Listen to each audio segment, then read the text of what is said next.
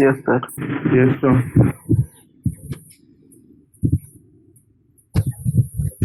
Wait करने की जरूरत है किसी के लिए?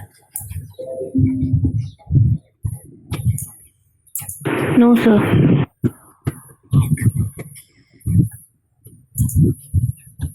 yesterday ये प्रॉब्लम ने देखा था hash define CLR SCR 100 main CLR SCR and printf CLR SCR and output is 100। इसका लॉजिक के बारे में हमने डिस्कस किया था। What is the logic? Hash define के बारे में मैंने बताया था कि if you define particular value to this variable और फंक्शन और समथिंग, तो वो वैल्यू उसके लिए असाइन हो जाती है ना। इस कॉन्सेप्ट को हमने कहा था मैक्रोस। क्या कहा था?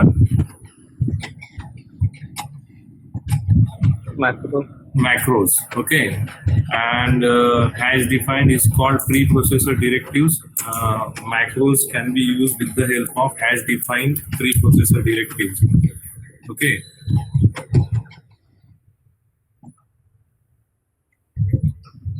This is the basic logic behind this particular problem. Now let's try to solve this one. अब ये जो प्रॉब्लम चल रहा है, इन प्रॉब्लम के साथ में मैं सी के कॉन्सेप्ट भी आपको एक्सप्लेन करते हुए चल रहा हूँ। जो जो कॉन्सेप्ट मैं बता रहा हूँ न्यू, वो आप नोट डाउन करके रखो। जैसे मैंने अभी यहाँ पे माइक्रोज का कॉन्सेप्ट बताया आपको। आई डोंट थिंक कि आपका ये हो गया होगा। अगर माइक्रोज आपको पता है तो वेल एंड गुड, बहुत अच्छी बात है। नहीं पता है तो नोट डाउन कर लो, ओके। जैसे कि underscore file underscore, what is it? It is a macros. How this macro is going to be defined? By using a preprocessor directive hash define underscore file underscore and whatever you want to define in this function you can define. If you want to define some values to this particular function, you can define like this. Now this is the new program. You have to guess the output of this particular program. What do you think? What will be the output of this particular? Just read this program properly. Please respond. Okay. Keep on that. Hash include stdr.h main 100 printf %d 100. What will be the expected output? Sir, it will show error. Okay, you just type it into your chat box. No, मुझे पता चलेगा exactly कौन answer कर रहा है, क्या expected output आपको लग रहा है। अंशुल बेटा, क्या आउटपुट आएगा? गुंजन से एरर, आकाश से तो एरर आएगा। हाँ, तो चैट बॉक्स में लिखो ना, कंपाइलर एरर, एवरीवन से कंपाइलर है, रितेश से 100, okay. Any other answer? Error. Param say error. Shivani also say error. Very good. Pranali error.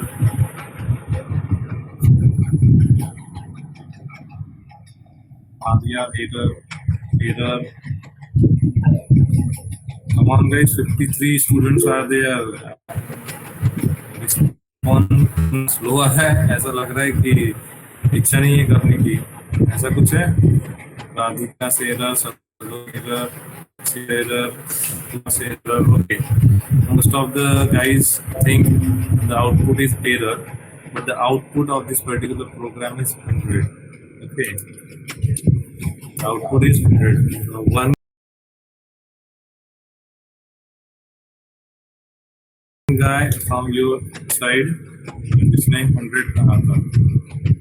Ritesh, can you tell me how you think the output is? Sir, 100 is the integer value, तो हम % से उसे print कर रहे हैं। In this particular case, it is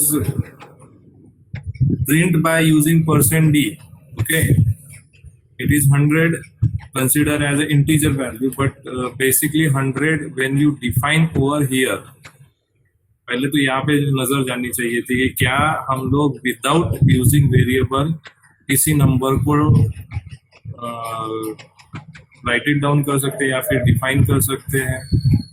सबसे पहला question तो ये वाले पोजीशन पे आना चाहिए। यहाँ तो आप बाद में जाओगे, सेकंड स्टेटमेंट है, तो फर्स्ट स्टेटमेंट ही यहाँ पे थोड़ा सा गड़बड़ लगने वाला था। मोस्ट ऑफ द लोगों को यहाँ पे गड़बड़ लगा है ना, इसी वजह से मोस्ट ऑफ द लोगों ने कहा कि 100 नहीं प्रिंट होना चाहिए। ये जो स्टेटमेंट है ये सही है, ये तो 100 प्रिंट ही कर देगा क्योंकि 100 यहाँ पे है, यहाँ पे परसेंट से आप उसको प्रिंट कर रहे हो, no issue. Can we define 100 directly without using variable? The answer is yes. We can write number without using a variable. Okay. अब जब आप number लिखते हो, that number is not going to be stored anywhere. The memory is not going to be defined. Okay. But ये जो 100 है, ये 100 consider होता है as a constant. क्या कंसीडर होता है एज एन कांस्टेंट, वेरिएबल नहीं, कांस्टेंट। तो आप कोई भी कांस्टेंट प्रोग्राम के अंदर डिफाइन करो तो कांस्टेंट के लिए एक मेमोरी रिजर्व होती है, उस मेमोरी में जाके ये कांस्टेंट सेव हो जाएगा या फिर वो पर्टिकुलर प्रोग्राम के लिए होल्ड होगा। And whenever you can use this constant, you can directly use the constant. Okay, इसके लिए कोई एज सच डिफरेंट लॉजिक नहीं है। सिर्फ वेरिएबल का यूज नहीं किया है यहाँ पे, still we are defining the 100। There is the reason कि we can define a constant in a C program. ये आपके पास में नोट कर रखो कि we can directly what I say, we can directly define the constant in a C program. तो ये statement हो गया करेक्ट, ये स्टेटमेंट करेक्ट हो गया। तो यहाँ पे आपने 100 लिखा है, ये भी मेरे लिए कांस्टेंट हो गया। और ये कांस्टेंट कौन से टाइप का, इंटीजर टाइप का है डेफिनेटली, तो %d can print this number.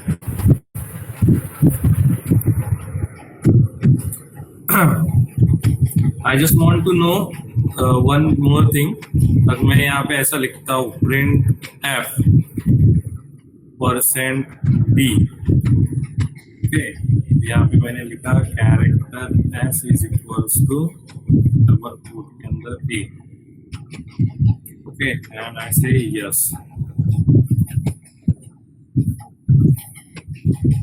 क्या आउटपुट आएगा इसका, एनीवन? फिर उसकी एस का वैल्यू आएगी। एस की क्या वैल्यू आएगी? या तो कैरेक्टर वैल्यू है। You are going to print %d यानी कि integer value. Can we print integer value of a character? How? Garbage value आएगी। गार्बेज वैल्यू आएगी। कैसे गार्बेज वैल्यू आएगी? फॉर्मेट स्पेसिफायर बोल रहा है इंटीजर आना चाहिए, आप तो उसको कैरेक्टर टाइप का वेरिएबल पास कर रहे हो, फिर कैसे पॉसिबल?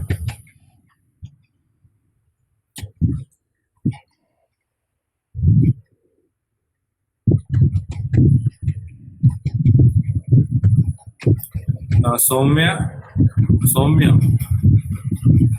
Yes sir. आपका क्वेश्चन नहीं समझा मुझे। Can we write without data type, किसकी बात कर रहे हो आप? 100 की बात कर रहे थे? Yes sir. Okay, 100 is a constant number, no? So we can define a constant number, but if you want to define a variable, okay, so every variable required a data type, either integer, float, long, double, short, है ना, character, string. वो जो data type है वो variable को define होना जरूरी है ताकि उस वेरिएबल में कौन से टाइप का डेटा आप सेव करने वाले हो और उसके अकॉर्डिंग तो कितनी मेमोरी उसके लिए रिजर्व करनी है वो प्रोग्राम को समझे। बट जब आप कांस्टेंट लिखते हो 100, ओके, तो कांस्टेंट है फिक्स साइज और उसके लिए उसको कोई मेमोरी रिजर्व करने के लिए प्रॉब्लम नहीं जाएगा। तो कांस्टेंट आप डायरेक्टली लिख सकते हो, तो वहाँ पे डेटा टाइप वगैरह की जरूरत नहीं आएगी, ना ही किसी। But when you define a variable in a program, you need a data type. Clear? Yes sir.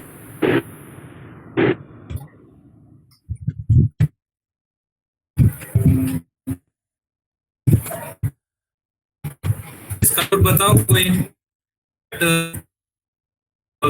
A B D S।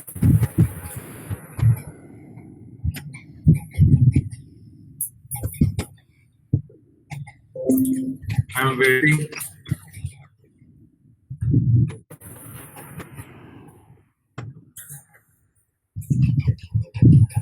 Sir, is it possible to define constant without hash define or constant? Constant number directly लिखने के लिए कोई issue नहीं है ना. Number कोई भी number आप लिखोगे it consider as an constant directly से. इंटीजर a इक्वल टू, देखो मैं अभी लिखता हूँ यहाँ पे, integer a equal to 2 and integer b to a into 3. So what is this 3? ये 3 तो कोई वेरिएबल में स्टोर नहीं है, 2 a के अंदर स्टोर्ड है और इसका आउटपुट आएगा वो b के अंदर स्टोर्ड है. तो ये जो 3 है ये क्या हो गया हमारे लिए? This is okay. पाई का वैल्यू आप 3.14 डायरेक्टली कहीं पे भी आप कंप्यूटेशन में यूज करो. Pi r square integer r is equal to 3. Okay. Integer circumference का c इज इक्वल्स टू क्या कहते हैं? पाई का वैल्यू है 3.14 इंटू r स्क्वायर यानी कि r into r. You can directly right this kind of statement. तो ये 3.14 क्या हो गया हमारे लिए? कांस्टेंट हो गया. सो हम लोग लिख सकते हैं ना डायरेक्टली कांस्टेंट की वैल्यू ही लिखना है ना हमको. कांस्टेंट यानी कि ऐसा दूसरी चीज नहीं लिखना है, वैल्यू ही लिखना है. तो बार बार वैल्यू लिखेंगे और क्या होता है कि प्रोग्रामिंग का प्रैक्टिस होता है. मैं बता देता हूँ आपको. There should be a good programmer and bad programmer. अगर आप 3.14 ये वैल्यू 100 टाइम यूज कर रहे हो प्रोग्राम के अंदर, सुन लो, है ना. अगर आप 100 टाइम यूज कर रहे हो और डायरेक्टली आपने कांस्टेंट यूज किया 100 टाइम्स और फिर आपको पता चला कि नहीं अभी पाई का वैल्यू नहीं करना है, आपको दूसरा वैल्यू यूज करना है. Let's say golden ratio use करना है आपको. ओके. तो गोल्डन रेशियो कितना होता है? जो भी होगा 1 point something something. Okay. 1.68 something. 1.68 को रिप्लेस करना, 3.14 को रिप्लेस करना है 1.68. तो आपको क्या करना पड़ेगा? 100 टाइम्स आपको चेंजेस करने पड़ेंगे प्रोग्राम के अंदर. But when you define as an constant और इन पर्टिकुलर वेरिएबल, तो वेरिएबल तो हर जगह पे यूज है. सिर्फ वेरिएबल के अंदर या फिर डिफाइन की वैल्यूज अगर आप चेंज कर देते हो तो 100 जगह पे रिफ्लेक्शन ऑटोमेटिक आ जाएंगे. So you don't need to make a change 100 times in a program. You have to change only one time change in a program. तो क्या होगा? सब जगह पे रिफ्लेक्शंस आ जाएंगे और प्रोग्राम करेक्टली एग्जीक्यूट होगा. आपको जरूरत नहीं में से 99 टाइम्स हो गया और 1 टाइम्स नहीं हुआ तो भी आउटपुट गलत आएगा. Are you getting the concept behind write a variable in a program? Simran? Yes. हाँ. Sir, but we can declare it globally or मतलब locally. Is it important to? वो तो आपके ऊपर डिपेंड करेगा ना बेटा. लोकली करना है या ग्लोबली करना है, आपको उस वेरिएबल को यूज कैसे करना है उसके ऊपर डिपेंड करेगा. आपको अगर वो variable throughout the program चाहिए तो आप ग्लोबली करिए. अगर आपको एक पर्टिकुलर फंक्शन के लिए चाहिए तो आप क्या करें? लोकल डिफाइन कीजिए. कोई इशू नहीं है उसके अंदर. वो डिपेंड होता है कि what kind of need we have of that particular variable during writing the particular program. हमें प्रोग्राम के अंदर इस तरह लॉजिक लिखना है, क्या जरूरत है उसके ऊपर डिपेंड करेगा. एक चीज मैं बता देता हूँ, why I am that much confidence about this kind of coding. Right now, I am working as a committee member of, or you can say, team member of a development team of our Sipna college. Okay. तो मेरे पास में right now 3 project चल रहे हैं. मैं college के अंदर 3 project के ऊपर करंटली वर्क कर रहा हूँ. इसलिए मैं ये इतना कॉन्फिडेंटली बोल रहा हूँ कि वेरिएबल्स जो हो गए वो वेरिएबल्स आप ग्लोबली डिफाइन करना चाहते हो तो वो डिपेंड होगा कि आपको उसका यूज कैसे करना है. आपको प्रोजेक्ट देखना है तो मुझे बता देना, मैं आपको प्रोजेक्ट दिखा दूंगा. How client server is work, how we are going to set up the server, how we are going to develop a program for web application, है ना. वो सारी चीजें मैं आपको दिखा सकता हूँ. और ये जो सी प्रोग्रामिंग के अंदर मैं बोल रहा हूँ, तो मेरा वो जो प्रोग्रामिंग है वो क्यों इतना स्ट्रांग है, क्योंकि मेरा सी प्रोग्रामिंग का नॉलेज अच्छा है, मेरा लॉजिक इधर का क्लियर की वजह से उधर का मेरा प्रोग्रामिंग अच्छा है। अच्छा जाने दो, ये छोड़ो, आपको आपका सर कॉन्सेप्ट सी समझ में गया? लिखा, हाँ सी में लिखा आपने प्रोजेक्ट? नहीं नहीं नहीं, मेरा प्रोजेक्ट राइट नाउ पीएचपी में चल रहा है बेटा। Yes sir. There are only few programmers in the college. आड़े सर है अपने डिपार्टमेंट में, मेरा काम चलता है प्रोजेक्ट्स के लिए, मतलब कॉलेज के जो प्रोजेक्ट्स होते हैं उसमें, और कंप्यूटर डिपार्टमेंट से पतिंगे सर है। So only 3 programmers are there right now in the department, और एक अपने टारबानी सर है, 4 सॉरी। अपने डिपार्टमेंट में वैसे देखा जाए तो डेटाबेस में अगर आपको कोई भी क्वेरी आती है तो आपके वीआर सर है जो, और गौतम मैम है जो डेटाबेस में करंटली वर्किंग है प्रोजेक्ट के ऊपर as a database management manager. Then आपके ठाकुर सर है, वो भी आपको प्रोग्रामिंग के बारे में अच्छा नॉलेज दे सकते हैं। If you have a query, we have this kind of resources with us. Okay, जाने दो, ये चलेगा ही, बातें चलती रहेगी, चलो छोड़ो। Do you clear your concept, Simran? Yes, sir. हाँ, अभी मैंने क्या कहा आपको कि लोकली अगर आपको डिफाइन करना है किसी वेरिएबल को, तो आप लोकली उसको डिफाइन करें, depend upon the situation of your program. Okay, और ग्लोबली करना है तो ग्लोबली कर सकते हो। मेरा जो प्रोजेक्ट चल रहा है, at the end of this session I am going to show you some codes which I wrote for the particular software. Okay, और फिर वो दिखाने के बाद में मैं आपको उसके अंदर का कोड भी दिखाऊंगा, where I use global variable, where I use local variable, क्यों मैंने global variable यूज किया, क्यों local variable वहां पे यूज किया, तो आपको समझ में आ जाएगा। Clear Simran? Yes sir. Yes. Akash तो सिमरन नहीं करे। No sir. चलो आगे बढ़ते, इस प्रोग्राम का आउटपुट बता दो यार। कोई मेरे को ये प्रोग्राम का आउटपुट नहीं बोल रहा है, बाकी सब चीजें डिस्कस कर रहे हो। Character S A and print %d_s, थोड़ा सा हाफ एन आवर ज्यादा लूंगा, सॉरी। आज की वैल्यू आएगी, आज की वैल्यू आएगी, डेफिनेटली आज की वैल्यू आएगी यार, वही तो एक्सपेक्ट है आप लोगों से। What is the ASCII value of A, जो भी होगा वो वैल्यू यहाँ पे प्रिंट हो जाएगा बाय यूजिंग %d। उतना ही, यही चाहिए था आंसर, यहाँ पे ASCII वैल्यू प्रिंट हो जाएगी। ये पढ़ा होगा ना ASCII value, what is ASCII, what is mean by ASCII value, American standard code है ना? Yes sir. Yes sir.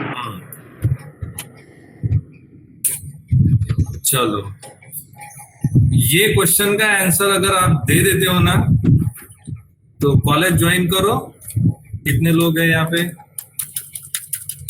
ज्यादा महंगा नहीं गिरना चाहिए, 55 है।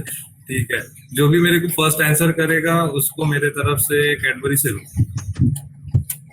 करेक्ट आंसर ना, आंसर करेगा ऐसा नहीं, क्या करेक्ट आंसर जो भी करेगा उसको मेरी तरफ से कैडबरी से क्वेश्चन का आंसर करो, कैडबरी से लेके जाओ आउटपुट।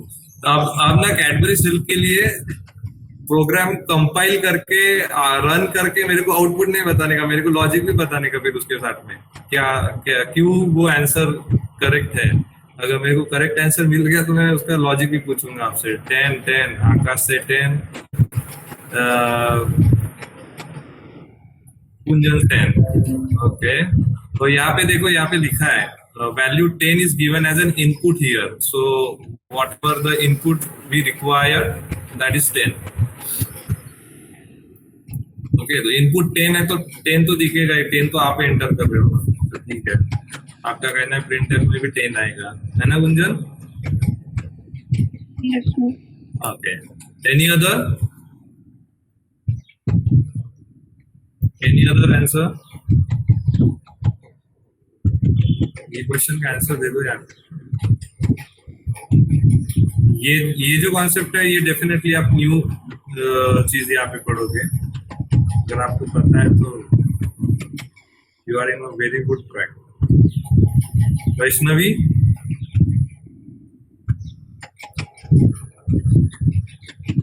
वैष्णवी वानखड़े,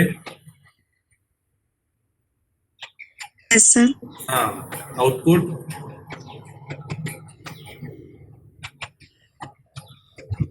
बेटा, आउटपुट का है ना, you can take a guess sir ना। 1010 1010, हाँ, तो चैट बॉक्स में डाल दो 1010।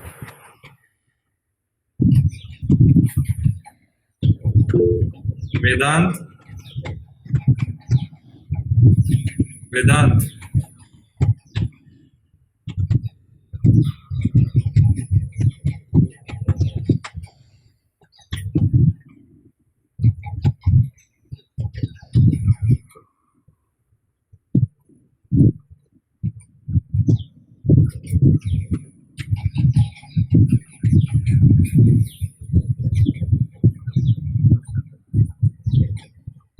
Vedant, what will be the output of this program?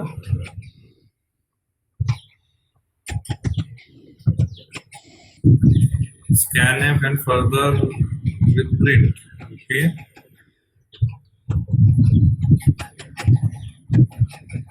Ajay, वेदांत ने तो आंसर करना ही छोड़ दिया। अजय,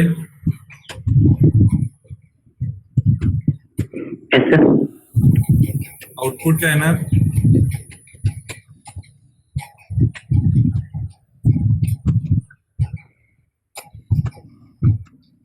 जय खड़ू, आउटपुट क्या है ना?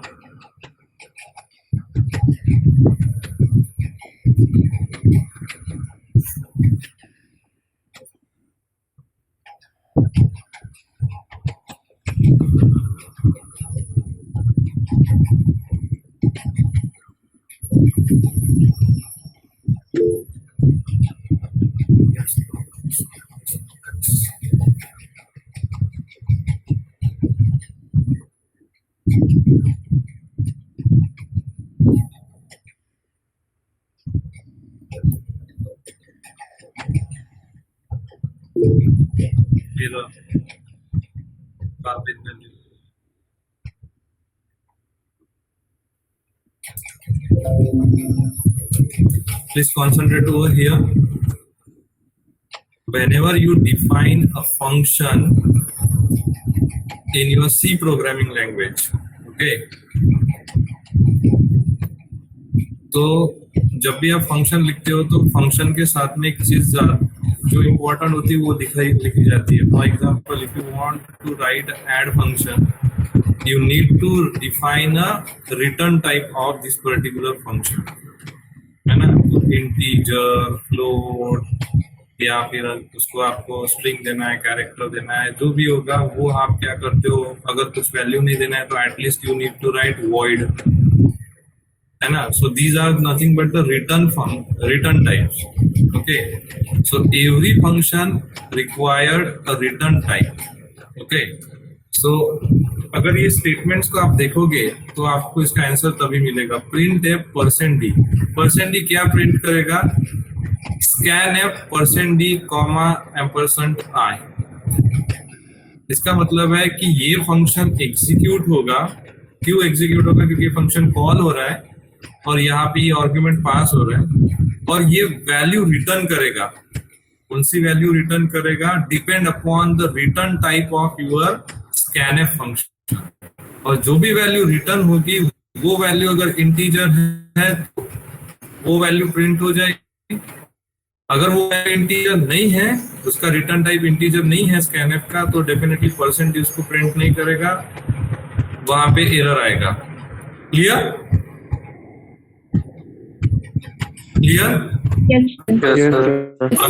अभी हमको पता होना चाहिए प्रिंट एफ स्टेटमेंट है हमारे पास में, प्रिंट एफ। ओके, आपने लिखा hello. First of all you need to know print F is a function. Print F क्या है? फंक्शन है। और इस प्रिंट एफ फंक्शन का रिटर्न टाइप आपको पता होना चाहिए। आप मुझे किसी को पता है return type of print F statement? 0।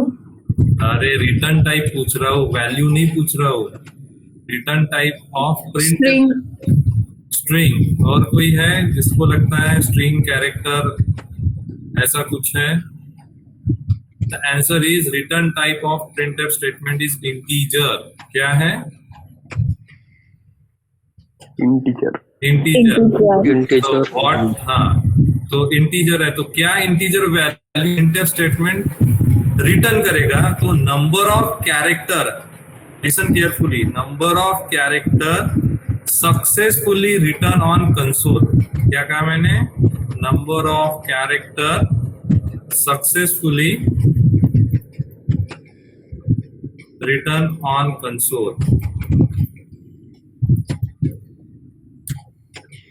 Clear? So how many characters are there? 1 2 3 4 5। तो प्रिंटफ स्टेटमेंट रिटर्न करेगा इंटीजर वैल्यू। कौन सी रिटर्न करेगा? 5 रिटर्न करेगा। Is it clear? Is it Yes, clear? sir. Okay, Yes, now sir. Next जो function है वो है scanf function. यहाँ पे हमने लिखा %d %i। What is the return type of scanf function? इसका भी है इंटीजर। क्या है? इंटीजर। तो ये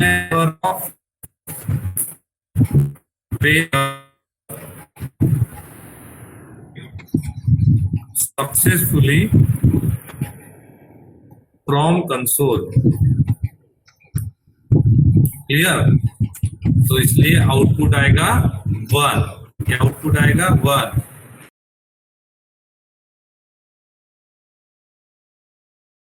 तो क्योंकि नंबर ऑफ वेरिएबल, कितने वेरिएबल्स उसने रीड किया है? एक वेरिएबल की वैल्यू उसने रीड की है।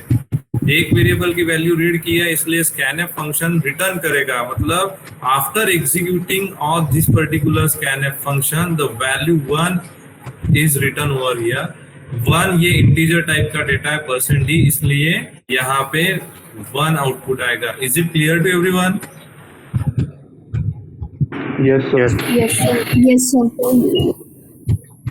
इसका स्क्रीनशॉट लेके रखो। और ये जो मैंने बताया आप लोगों को अभी कि प्रिंटफ स्टेटमेंट का रिटर्न टाइप क्या है? इंटीजर। क्या रिटर्न करेगा? Number of character successfully return on a console, sorry return on a console. Then what is the return type of scanf? Integer. What it will return? It will return number of variable read successfully from a console. ये note करके रखो आपके पास।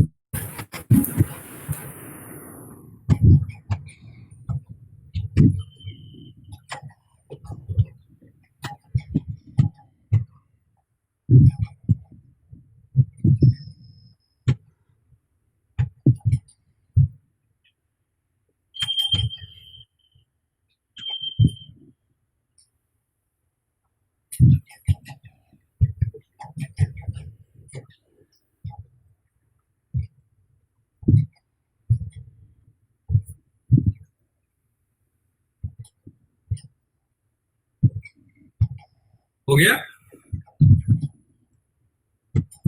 Yes, sir. Yes, sir. Sir हाँ बोला। Sir अगर अपन अलग अगर scanf लेते हैं तो फिर वो अपन आई की वैल्यू जितनी डालेगी उतनी वो प्रिंट करेगा ना? हाँ, मतलब आपको ऐसे ही कहना है ना। अगर आप ऐसे लिखते हो स्कैनफ %d %i और इनपुट i की वैल्यू मैंने 10 इनपुट कर दिया और मैंने कहा printf %d i, ऐसे कहना है आपका। Yes sir. हाँ, तो i का वैल्यू अगर आप 10 पास कर रहे हो तो i में वैल्यू 10 है, तो यहाँ पे 10 प्रिंट हो जाएगा by using this format specifier. इसमें क्या है? ये तो नॉर्मल ऑपरेशंस हो गया ना, ये तो होना ही है। फिर जो आपने तो बताया ना कि नंबर ऑफ वेरिएबल वो रीड सक्सेसफुली करता है, तो वो नहीं समझा। अरे बाबा, आगे आगे एक और प्रॉब्लम लेता हूँ, नो वरी। ये लिख लिया आप लोगों ने? चलो मैं अभी थोड़ा सा जाना ही है तो चले ही जाते हैं, अभी नहीं समझा है तो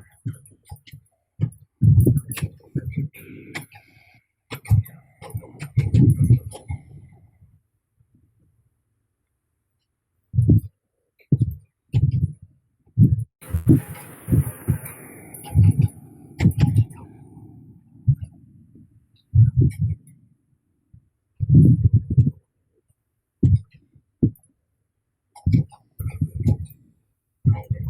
अ मिनट, आप मेरे थोड़ा स्क्रीन क्लियर करने लो, मैं आपको समझा देता हूँ। ये हो गया ना, रिटर्न टाइप क्या होता है, प्रिंट टाइप का लिख लिया आप लोगों ने? Yes sir. Okay. Yes, sir. Yes sir.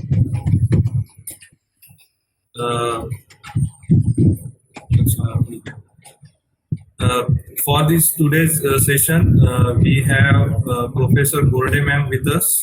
I welcome Gorde ma'am for this session. Thank you ma'am for joining this session.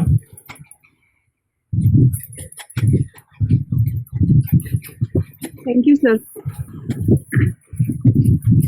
Sorry ma'am, मी स्लाइडवर होतो ना, त्यामुळे मला दिसलं नाही तुम्ही जॉईन करण्यापूर्वी. Okay, it's okay. Thank you sir. Ma'am, if I am getting wrong somewhere please let me correct ना. कधी कधी होऊन जातं, फ्लो मध्ये चुकून जाईल, तर थोडस जर असं काही झालं तर मला करेक्ट करून द्या. नाही असं काही नाही सर. आणि म्हणजे असं नाही आम्ही मॅमनीच करेक्ट केलं पाहिजे, जर तू मुलांना पण काही असं चुकलं, कुठे वाटलं तुम्हाला की सर नाही कुठेतरी चुकतंय किंवा नाही हे होत आहे बरोबर येत आहे, तर लेट मी नो. होऊ शकते, कधी कधी चुकी होऊ शकते चांगल्यामध्ये. ओके, चलो आगे बढ़ते हैं.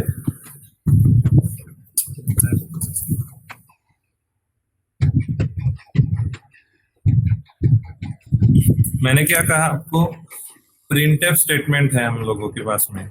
सो what is printf? Printf is a function. So return type of the printf is integer. Return type of your scanf is also integer. Okay, so I am going to define integer a comma b. Okay, and I say a is equals to printf hello. अब देखो, और मैं यहाँ पे लिखता हूँ printf hi. Now understand the difference between these two. When I say printf hi, तो यहाँ पे कंसोल पे hi लिख के आएगा. ओके, बट ये जो पर्टिकुलर फंक्शन है, ये पर्टिकुलर फंक्शन मैंने किसी वेरिएबल को पास नहीं किया है. ओके, ना ही मैंने किसी फॉर्मेट स्पेसिफायर का यूज किया है to catch the return value. जो भी रिटर्न टाइप से रिटर्न वैल्यू रिटर्न होगा यहाँ से, वो कैच करने के लिए मेरे पास में ना वेरिएबल है, ना फॉर्मेट स्पेसिफायर है, nothing. I just simply write this statement of printf function. ये वैल्यू रिटर्न भी करेगा तो वो कांस्टेंट करके यहाँ पे आएगा, और आगे कुछ नहीं होने वाला है इस particular statement. But when I right this particular function with the help of variable, तो अब यहाँ पे क्या होगा, प्रिंटफ, और प्रिंटफ में प्रिंट होगा सबसे पहले हेलो. ये चीज प्रिंट हो जाएगी. अब ये जो प्रिंटफ स्टेटमेंट है, ये वैल्यू रिटर्न करेगा. यहाँ पे भी रिटर्न कर रहा है, बट वहां पे कैच नहीं कर रहा है कोई भी. यहाँ पे भी रिटर्न करेगा. तो यहाँ पे क्या रिटर्न करेगा, number of characters successfully return on a console. इसका मतलब है कितने कैरेक्टर्स सक्सेसफुली रिटर्न किए, तो HELLO. How many characters, 1 2 3 4 and 5. इसका मतलब यहाँ पे 5 वैल्यू रिटर्न होगी. अगर ये वैल्यू रिटर्न हो रही है तो वो वैल्यू कैच कर रहा है. कौन कर रहा है, ए कैच कर रहा है. So what is the value of a? A is 5. When you say printf, once again, %d a, तो क्या होगा, a की वैल्यू है 5, तो यहाँ पे 5 प्रिंट हो जाएगा. Is it clear? Yes, sir. Yes sir. किसका डाउट था ये?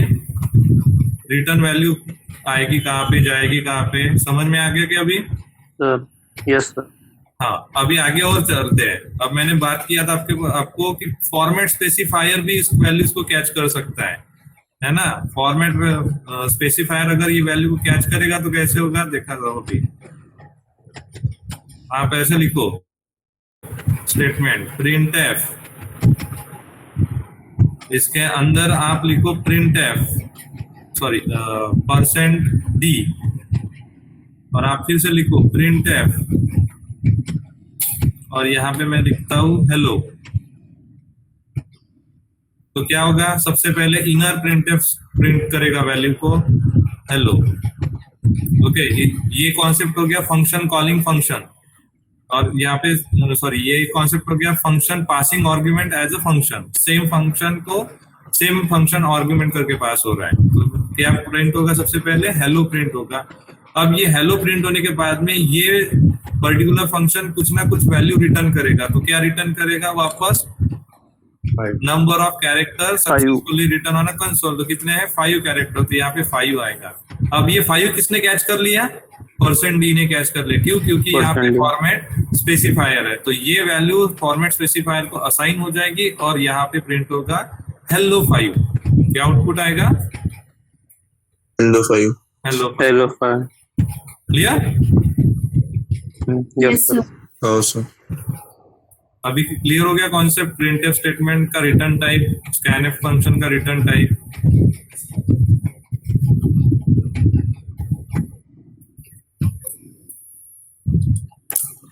चलो next, think about this, very easy,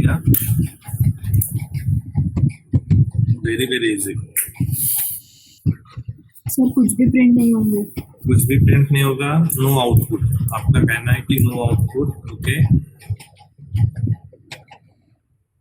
any other?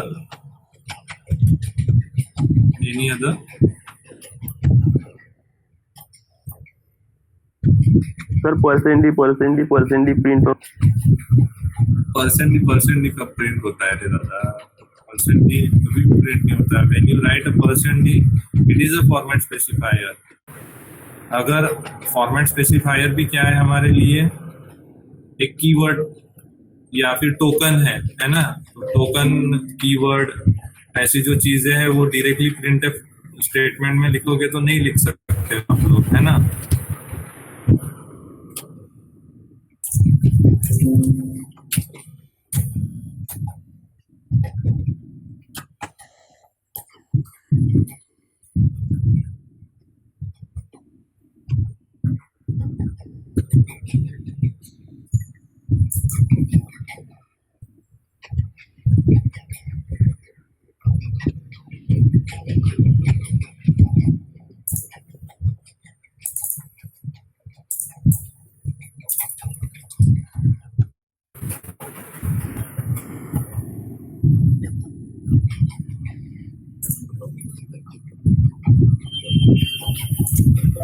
कोई आइडिया? अरे बोल दो यार, आंसर करो, मैं वेट कर रहा हूँ आप लोगों का।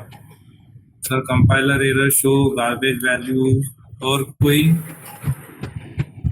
एरर की रक्षा से error.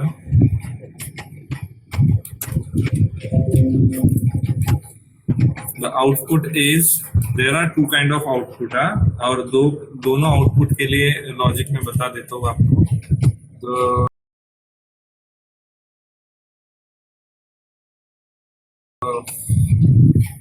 output for Linux GCC is your garbage value. Why? Because in format specifier के लिए आपने कोई भी वेरिएबल्स को डिफाइन नहीं किया है। जनरली कैसे होता है, आप जो प्रिंटफ स्टेटमेंट लिखते हो, है ना, %d कुछ ना कुछ वेरिएबल आप करते हो, तो वैल्यू फॉर्मेट स्पेसिफायर क्या करेगा, कैच करेगा और वो वैल्यू प्रिंट करेगा। लेट्स से इंटीजर a = 2, तो यहाँ पे आउटपुट आएगा 2। एम आई राइट? Yes sir. हाँ, Yes, तो sir. गार्बेज वैल्यू क्यों आएगा, क्योंकि यहाँ पे हम लोगों ने कोई भी वेरिएबल डिफाइन नहीं किया है। Okay, in this particular case we don't in this printf statement. तो फॉर्मेट स्पेसिफायर है, कहीं ना कहीं पॉइंट आउट तो करेगा ही। तो मेमोरी में रैंडमली कहीं ना कहीं पे ये फॉर्मेट स्पेसिफायर क्या करेंगे, पॉइंट आउट करेंगे। ओके, या फिर इसका जो प्रीवियस पॉइंटर होगा वो पॉइंटर पॉइंट आउट करेगा, और वहां पे क्या वैल्यू है हमें पता नहीं है। So that value is a garbage value for us, that's why you will get a garbage value as an output. Clear? This is the first and reliable answer. In modern days operating system, आप कोई भी modern day operating system पे ये programme को execute करोगे तो वहां पे आपको गार्बेज वैल्यू ही मिलेगी। ओके, बट जैसे कि हम लोगों ने एक्सपी के बारे में बात किया था लास्ट टाइम, ओल्डर वर्जन्स के जो भी कंप्यूटर्स थे उसके अंदर के जो लॉजिक्स थे वो थोड़े से डिफरेंट थे। ये जो परसेंट डी होते हैं, ये percent D stack generally modern day में भी स्टैक रहता है और आपके ओल्डर वर्जन्स वाले सिस्टम में भी स्टैक रहता था इन वैल्यूज को स्टोर करने के लिए। सो व्हेन यू से printf, अब मैं बता देता हूँ, थोड़ा सा इधर भी ध्यान दो। printf %d a b, okay, due to this comma operator उल्टा हम लोग चलते हैं इसको लेके, सॉरी नहीं सॉरी, हाँ, printf स्टेटमेंट। अब printf स्टेटमेंट में होता है क्या है, you have to print the first value b, और वो जो भी वैल्यू होगी वो पहले स्टैक में जाती है, फिर a ये वैल्यू जाती है इस तरह से। So from right hand side to left hand side execution होता है due to this comma operator. Okay, right hand side से लेफ्ट हैंड साइड में आपका एग्जीक्यूशन होगा, तो वो वैल्यूज जाएगी स्टैक के अंदर, और जब वो प्रिंट होती है बाय यूजिंग printf स्टेटमेंट तो वो फेच होता है पहले a फिर b, इसलिए a का वैल्यू पहले प्रिंट होता है, b का वैल्यू बाद में प्रिंट होता है। यहाँ तक समझा? Yes sir. हाँ, Yes, sir. यहाँ तक समझा। अब मैं Yes, sir. New modern days computer के अंदर क्या है, यहाँ पे %d लिख लिया आपने, तो 3 वेरिएबल के लिए स्टैक की 3 वैल्यूज आपके पास में रिजर्व हो जाएगी। वेरिएबल पास नहीं किया इसलिए यहाँ पे जो प्रीवियस वैल्यू थी गार्बेज वैल्यू, वो गार्बेज वैल्यू यहाँ पे प्रिंट हो रही है, इसलिए गार्बेज वैल्यू आउटपुट आ रहा है। But in older version computer क्या होता था, x y z आपने जैसे ही इसको डिफाइन कर दिया तो ये स्टैक में चला गया, x का वैल्यू z का वैल्यू 5, देन y का वैल्यू 20 एंड देन 100।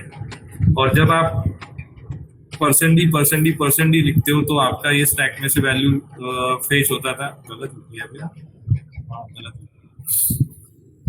स्टैक के अंदर वैल्यू जा रही है डिफाइन होने के बाद में, पहला वैल्यू डिफाइन हो गया 100, राइट, देन 20 एंड देन 5, और जब आप %d लिखते हो तो it will refer to this particular stack old versions में। ओके, तो %d में सबसे फर्स्ट वैल्यू फेच हो रही है 5, that's why 5, second value fetch हो रही है 20, दैट्स वाई 20, एंड 100। अब नाउअडेज अगर आपको ये क्वेश्चन पूछा जाए, ओके, कोई भी कंपनीज से रिलेटेड कोई भी पेपर हो आपका, टेक्निकल पेपर हो, चाहे आपका गेट एग्जामिनेशन का हो, कोई भी पेपर हो, तो आपको वैल्यू या फिर आप लिखना है गार्बेज वैल्यू। ओके, लेकिन अगर ऑप्शन के अंदर गार्बेज वैल्यू ऑप्शन ही नहीं है, सुनो क्या कह रहा हूँ, ऑप्शन के अंदर वैल्यू ऑप्शन ही नहीं है, तो आपको जाना पड़ेगा with this output 5, 20 and 100। Clear? Yes sir. Yes. हाँ, तो 5, 20 एंड 100 क्यों है? क्योंकि x की वैल्यू 100 डिफाइन हो रही है, वो मेमोरी में जाके स्टोर्ड हो रही है। कौन सी मेमोरी में जाके स्टोर्ड हो रही है? स्टैक मेमोरी में, तो 100 स्टोर्ड हो गया। फिर y का वैल्यू डिफाइन किया तो वो भी स्टैक में चला गया 20, एंड z का वैल्यू किया फिर वो 5, वो भी चला गया स्टैक के अंदर। व्हेन यू से %d, so it will automatically refer to this stack, और वैल्यू आपको पता है जो फर्स्ट 3 है वो लास्ट आउट होता है स्टैक के अंदर, तो इसलिए 5 पहले प्रिंट होगा, 20 बाद में एंड 100 उसके बाद में। So the output is 5, 20 and 100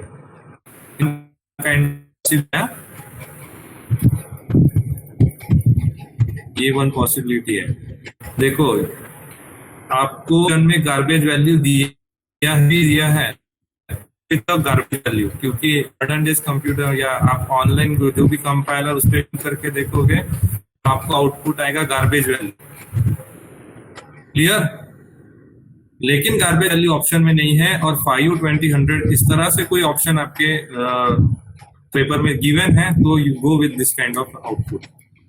clear? Yes sir. Yes sir. Yes, sir.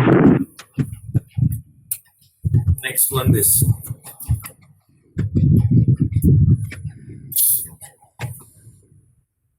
अच्छा, पहले मैं क्यों पूछ रहा हूँ आप लोगों को, क्योंकि आपका सी हो चुका है। I know the you know basic knowledge about the C language, तो इसलिए मैं आपको पूछ रहा हूँ।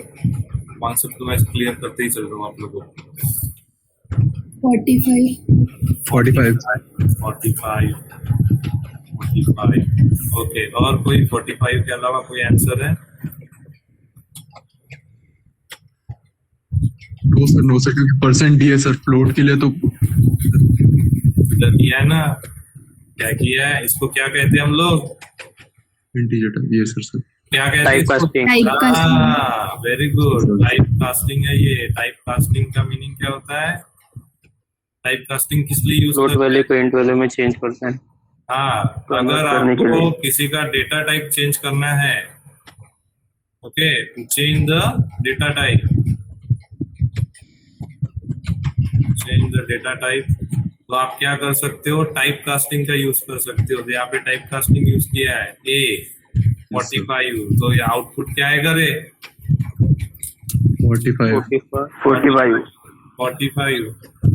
गुंजन 45.0 कैसे आएगा? टाइप कास्ट फ्लोट वैल्यू रहेगी सर। इंटीजर होने के बाद में कैसे हो गया 45 आएगा?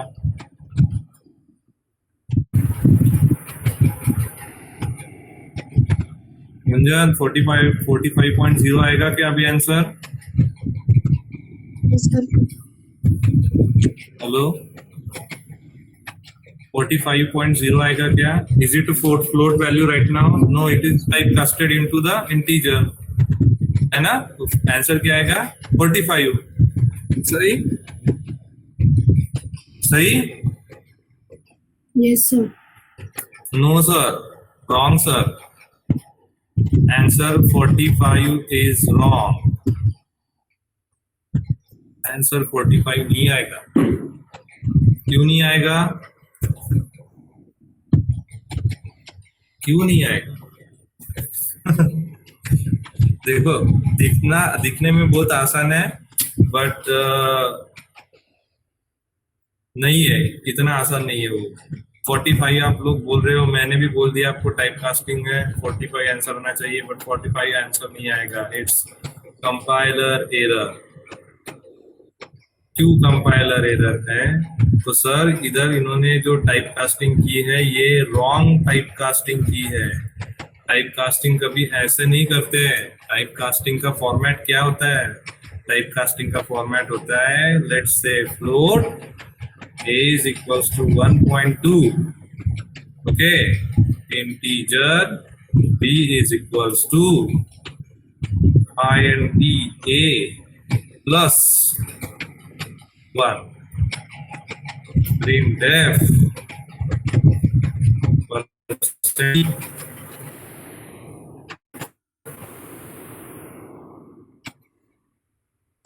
टाइप कास्टिंग होती है वो होती है ऑन राइट हैंड साइड। कौन से साइड में होती है?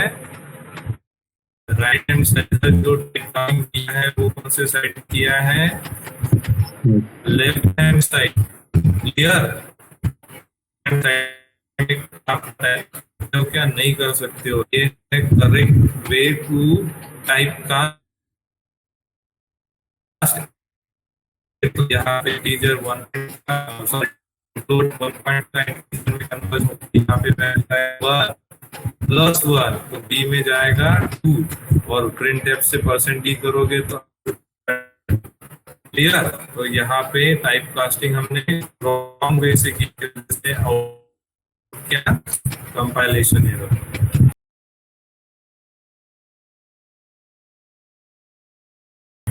Is it clear? Yes sir अभी एक्सप्लेन करते हो। मैंने ये छोटा सा एग्जांपल आपको दिया है जिसमें मैंने टाइप कास्टिंग आपको समझाई है, तो it's your prime duty to make a note of it. क्योंकि अभी ना मैं ये मेरे पीपीटी के ऊपर ये रखने वाला नहीं हूँ, ये मैं इसको इरेज कर दूंगा, है ना? तो फिर आपको प्रॉब्लम चला जाएगा। मैंने पीपीटी भी शेयर कर दी, तो ये जो लॉजिक है जहाँ पे मैंने आपको एक्सप्लेन किया है कि how exactly type casting is going to be work, तो ये आपके पास नहीं रहेगा। So instead of either you take a screenshot of this और you can go with the writing work. आगे बढ़े। टाइप कास्टिंग समझ में आ गया? Yes, sir. Yes sir. Type casting भी हो गया हमारा। देखो अभी ये जो बेसिक पार्ट है हम लोगों का ये कंप्लीट हो चुका है। स्टेटमेंट्स के बारे में पढ़ेंगे। Control statement, if else. कौन सा स्टेटमेंट होता है कंट्रोल स्टेटमेंट? If else. कौन सा स्टेटमेंट होता है कंट्रोल स्टेटमेंट? कौन सा होता है? If else. बोलो मेरे साथ में, कौन सा होता है? if else, फॉर क्या होता है फिर सर? फॉर क्या होता है? loop, हाँ, loop, फॉर, while, नहीं वो इटरेटिव Do while. अलग होती है। Do while, these are the looping statement. इनको क्या कहेंगे हम? Looping statement. Now get the difference between control statement and the looping statement. हाँ, अब मैं आपको बोलूं कि मुझे गर्मी लग रही है, फैन ऑन करो। जब मैं ये स्टेटमेंट आपको कहता हूं और आपको इसके लिए प्रोग्राम लिखना है, so which statement you are going to use? Looping statement or control statement? Control. Why? अगर आपको गर्मी लग रही तो फैन लगाएंगे हम। फिर लूपिंग स्टेटमेंट यूज करेंगे ना, डू वाइल। Do while, तो क्योंकि फैन को रोटेट करना है, बराबर? Yes sir. इसका नहीं सर फिर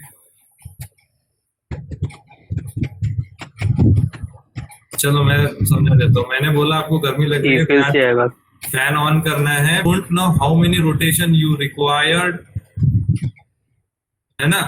तो फैन को कितने टाइम्स आपको घुमाना है ये आपको पता नहीं है, पर आपको पता है कि ये सिचुएशन है, एक कंडीशन है, इस कंडीशन पे इस फैन को ऑन कर सकते हैं, और दूसरा कंडीशन है, इस कंडीशन पे हम फैन को ऑफ कर सकते हैं।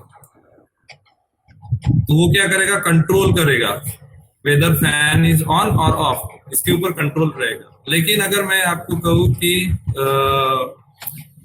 आपको अमरावती के 2 चक्कर लगाने हैं, सो उसके लिए प्रोग्राम लिखो। ओके, इन राउटिंग करना है, उसके लिए प्रोग्राम लिखो। तो 2 टाइम्स राउटिंग करना है, तो 2 टाइम्स के लिए आप क्या करोगे?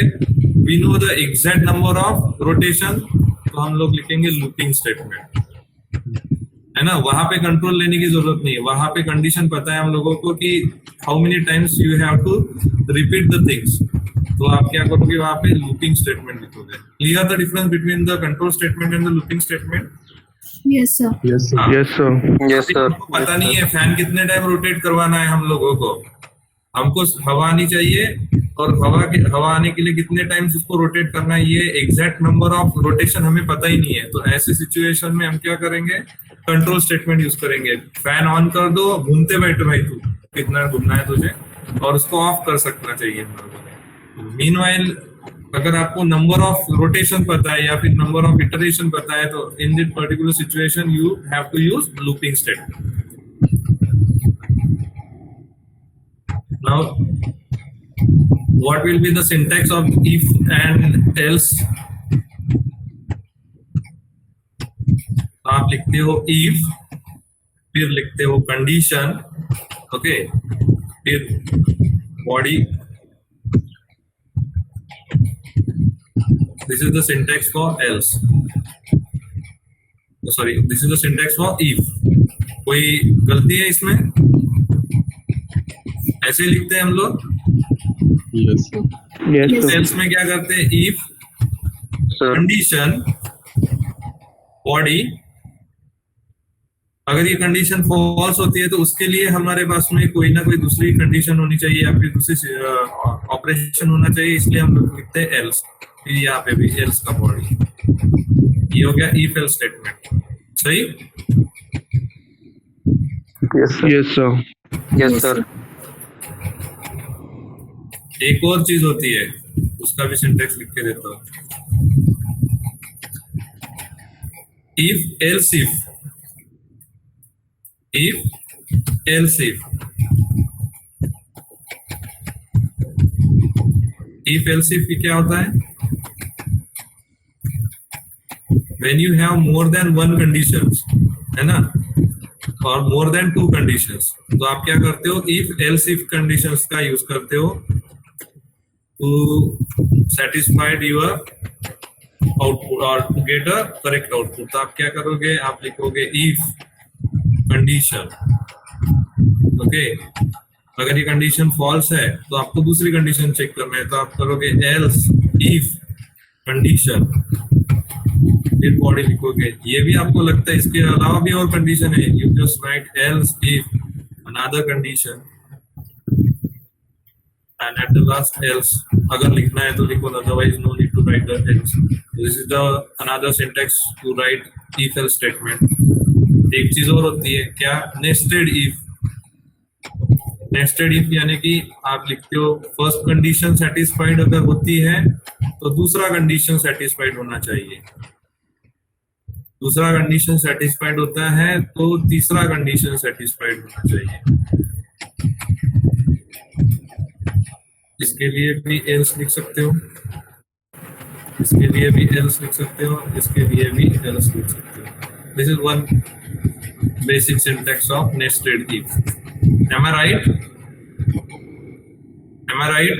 Yes, sir. Yes sir. Okay. हमने क्या देखा अभी, if else स्टेटमेंट, इनको हम कहते हैं कंट्रोल स्टेटमेंट।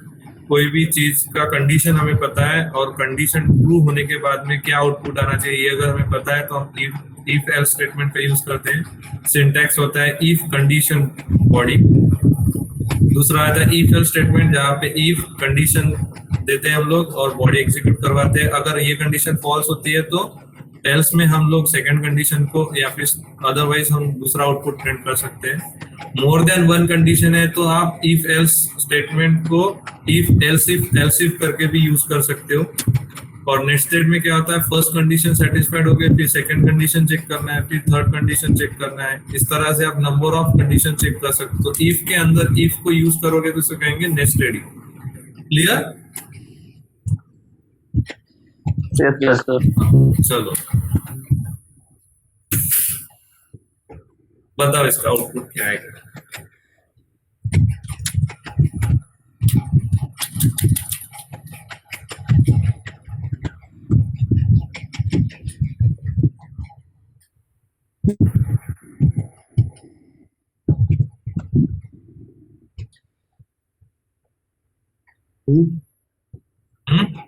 ट्रू आएगा सर।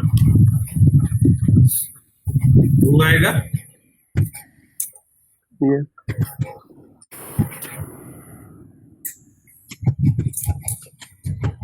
ट्रू आएगा।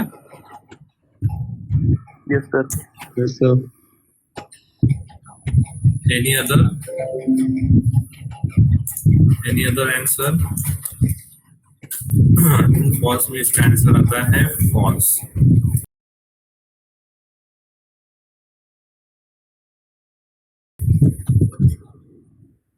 अब पूछो क्यों।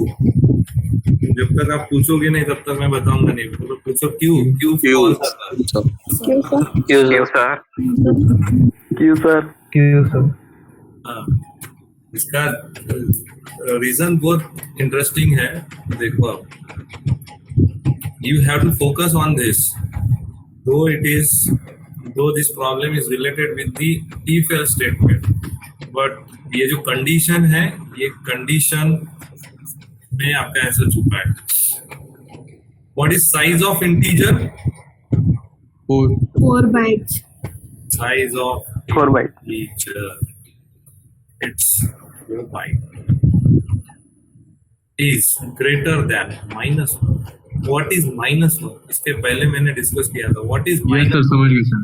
क्या समझा बता। 1 नहीं, अरे नहीं रे बाबा, -1 is not stored in any variable। Okay. Variable के अंदर स्टोर किया है क्या? Constant. नहीं, पहले बताओ वेरिएबल के अंदर स्टोर किया है क्या? नहीं। No, sir. No, sir. No, sir. इसको क्या कहेंगे? इसको कहेंगे कांस्टेंट। क्या कहेंगे इसे? Constant. And what is the memory required to store the constant, or what is the size of constant? It's of 32 bits. 32 bits, sorry, 64 bits. यानी कि 8 bytes. Now tell me, 4 byte is greater than 8 byte? No, sir. No, sir. Condition is No. false. Condition is false. समझा? Yes, sir. Yes, sir. समझा? Yes, sir. हाँ. Yes, sir. क्यों false answer है समझाओ? आगे बढ़े? Yes, sir. Yes, sir. Tell me the output of this. You have two options only with you.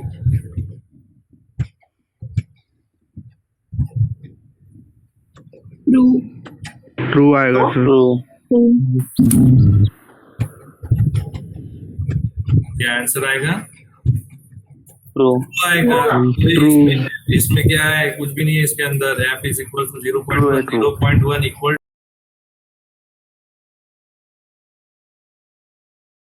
equal to 0.1. हाँ भाई 0.1 equal to 0.1. तो अब इसमें कोई दूसरा आउटपुट आएगा ऐसा कोई ये नहीं है, प्रोबेबिलिटी नहीं बनती है ना. It is very very easy. इसमें कोई एक्स्ट्रा लॉजिक लगाने की जरूरत नहीं है.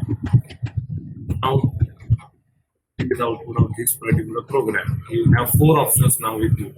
True, false, no output will be printed, runtime error. False. False. Okay. ये यहाँ false. और किसका कोई आंसर?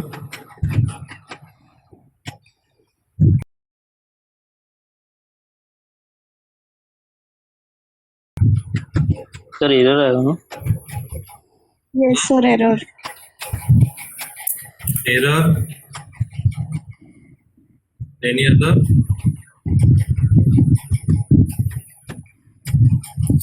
False किसने कहा था?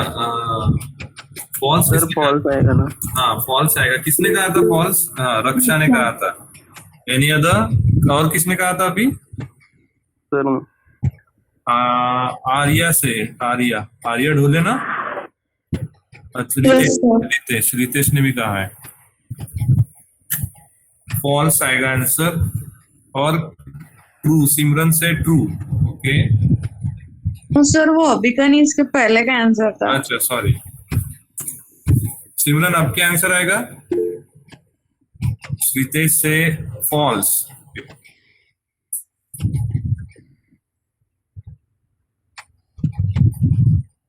प्राची से false. Any other answer except false? Those who said answer is false, wrong है. Those who say answer is runtime error, wrong है. अगर आप कहते हो कि आप आउटपुट आएगा ट्रू, कुछ लोगों ने कहा है, तो भी आप रॉन्ग हो. इसका मतलब क्या है? आउटपुट इज और प्रोग्राम का रिजल्ट क्या आएगा? No output will be printed. क्या आएगा? No. अब वापस क्वेश्चन है सर, ऐसा क्यों हो रहा है? क्यों हो रहा है ऐसा? क्यों हो रहा है सर? सिंटैक्स नहीं लिखा बरोबर. क्यों हो रहा है बताओ, कोई आप में से बता सकता है ऐसा क्यों हो रहा है? तो सिंटैक्स नहीं लिखे बरोबर. अच्छा, इंटरेस्टिंग लग रहा है कुछ? Yes, sir. Yes, sir. yes sir. अब आंसर मैं बता देता हूँ, कोई इशू नहीं है. n is greater than greater than 0. n का वैल्यू कितना है? 0. 0 is greater than 0. No, sir. Condition is true और फॉल्स. False. False. अगर आप देखोगे और समझोगे कि इफ एल्स नेस्टेड इफ मैंने जो आपको सिंटैक्स लिख के दिया था यहाँ पे, तो आप देखो इफ के अंदर इफ लिखोगे तो जो एल्स लिखा जाता है वो किसके लिए लिखा जाता है? इनर इफ के लिए लिखा जाता है ना. तो ये जो एल्स है, ये एल्स इस इफ का नहीं है, ये एल्स इस इफ के लिए है. समझे? तो Yes, sir. अब Yes. ये लिखने वक्त तो मैं कहीं पे भी एल्स लिख सकता हूँ, बट प्रोग्राम और जो कंपाइलर है वो कंपाइलर इस एल्स को किसके लिए ट्रीट करेगा? ये एल्स को इसके लिए ट्रीट करेगा। व्हाई ऐसा हो रहा है? क्योंकि if tan is greater than 0, you are not specifying the function body. Are you getting? फिर अगर ऐसा लिखते थे if m is greater than equal to 0, ये फंक्शन बॉडी क्लोज, और यहाँ पे else लिखते थे, तो कंपाइलर को समझ में आता था कि ये if के लिए ये else स्टेटमेंट है। बट यहाँ पे आप तो वन लाइन स्टेटमेंट यूज कर रहे हो। वन लाइन स्टेटमेंट में आप अगर ऐसा करोगे if और वन लाइन स्टेटमेंट, तो उसका फंक्शन बॉडी सिर्फ वन लाइन स्टेटमेंट होता है। अगर आप फंक्शन बॉडी नहीं लिखते हो तो, curly braces, opening braces and closing braces नहीं देते हो, तो उसका फंक्शन बॉडी होगा one line function body. Okay, तो इसके बाद में वन लाइन के बाद में जो भी स्टेटमेंट आएगा वो स्टेटमेंट किससे बिलोंग करेगा? इफ से बिलोंग करेगा। मतलब ये जो एल्स आएगा ये किससे बिलोंग करेगा? ये वाला इफ से बिलोंग करेगा। So this else is belonging to this if, not this if. Condition तो यहीं पे फॉल्स हो गई, तो यहीं पे फॉल्स हो गई, तो ये तो स्कीप हो जाएगा ना। स्कीप हो जाएगा तो एल्स कैसे प्रिंट होगा? यहाँ तो कोई स्टेटमेंट ही नहीं है प्रिंट करने के लिए, प्रोग्राम क्लोज हो जाएगा, एंड हो जाएगा हमारा। तो प्रिंट क्या होगा? कुछ भी प्रिंट नहीं होगा। समझे? Yes, sir. Yes, sir. Yes, sir. इसको कहते हैं इल्यूजन, जो आपके मैजिशियंस करते हैं ना, दिखता कुछ और है होता कुछ और है ना। अभी आपको प्रोग्राम, ये जो प्रोग्रामर है जिसने ये प्रोग्राम लिखा है, इसको सिस्टमैटिक प्रोग्रामिंग लिखना पसंद नहीं है। मतलब क्या कहते हैं, नीट एंड क्लीन प्रोग्रामिंग लिखना तो अच्छा नहीं लगता। ये सिर्फ प्रोग्राम लिखते हुए चल रहा है। अब ये ऐसी सिचुएशन में इसने फंक्शन बॉडी डिफाइन ही नहीं किया है, यहाँ पे भी फंक्शन बॉडी डिफाइन नहीं किया है, तो ये एल्स इसके लिए कभी भी कंसीडर नहीं किया जाए। कंपाइलर बोलेगा नहीं भाई ये एल्स है, तो ये पहले वाले इफ के लिए जाएगा, सेकंड वाले इफ के लिए नहीं जाएगा, है ना। अगर यहाँ पे कर्ली ब्रेसेस होते थे इस तरह से जो गिवन है, तो ही ये एल्स इस इफ के लिए कंसीडर होता था। राइट नाउ ये इस तरह से कंसीडर हो रहा है।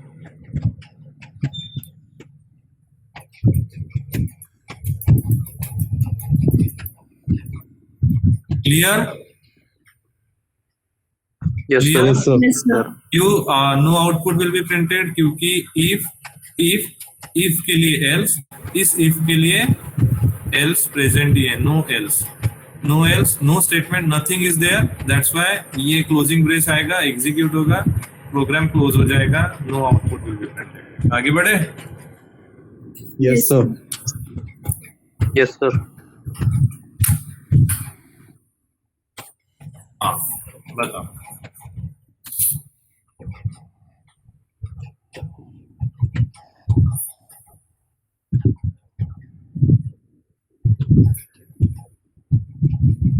ये गलती से लिखा गया है D. C plus plus. C plus plus।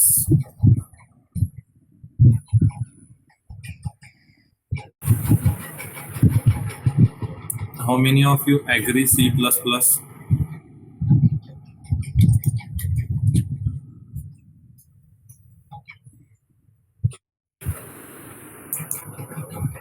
C plus plus. Krishna Sekri, C plus plus. Any other? Saloni, Vilas, one more, 3, 4, 5. Anshu, Purva, Shrutika, Prachi, Nitish, Vaishnavi.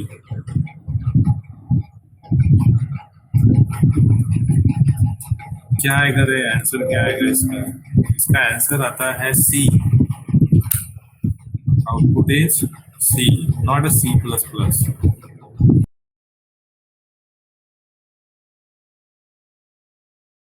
आप पूछो क्यों? You. अभी मैंने अभी बताया ना 0.7 इज अ Constant है, constant. हाँ, इक्वल टू कंडीशन है तो कांस्टेंट वैल्यू कंपैरिजन में इक्वल टू दिखा देगा। यहाँ पे तो ग्रेटर देन लेस देन है ना। A is a floating value. How many bytes are there?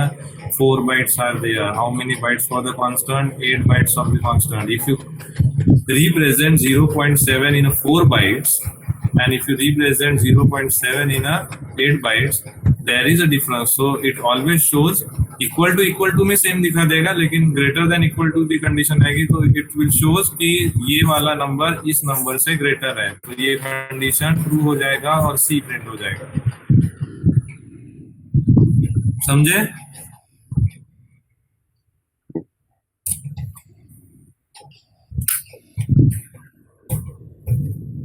अब बताओ।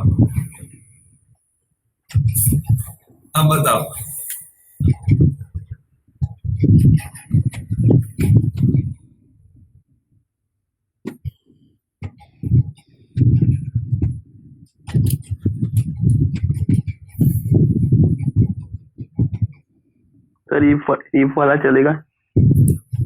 if वाला चलेगा। और कुछ?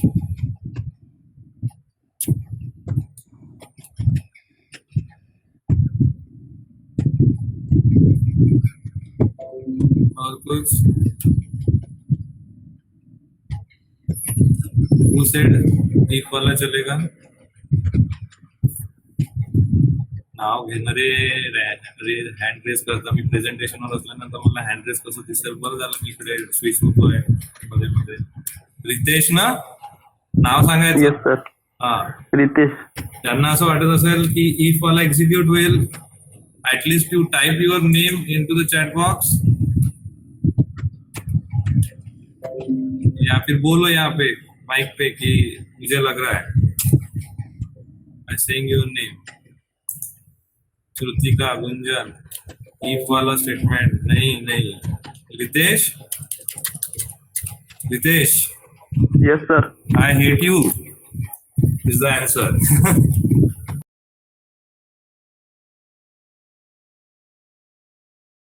Yes sir. Now question once again, why it is going to happen like this? Once again the answer is same. The first variable is float type, second variable is double type. Once again, float require 4 byte, double require 8 byte. When you compare 4 byte equal to 8 byte, अब यहाँ पे specified है, यहाँ पे constant नहीं है, यहाँ पे स्पेसिफाइड है वेरिएबल। 4 बाइट स्पेसिफाइड है, डबल स्पेसिफाइड है। When you compare this specified variables with each other, once again it is not going to be same. It will print I hate you. Sir वो value जाएंगी नहीं क्या variable में? जाएगी ना, क्यों नहीं जाएगी? But 1.1 is represented by using the 4 byte in a float variable. 1.1 ये 8 byte जो भी होगा डबल का, उसके अकॉर्डिंग टू इसके अंदर रिप्रेजेंट होगा। तो यहाँ पे स्पेसिफाइड है, it is not a constant now, तो ये तो रॉन्ग हो जाएगा। ये होगा आई हेट यू आंसर इसका।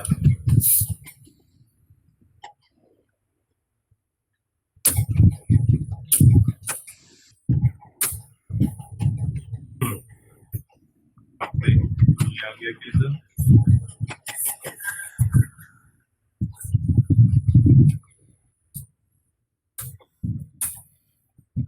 आंसर बताओ, बाद में करते हैं।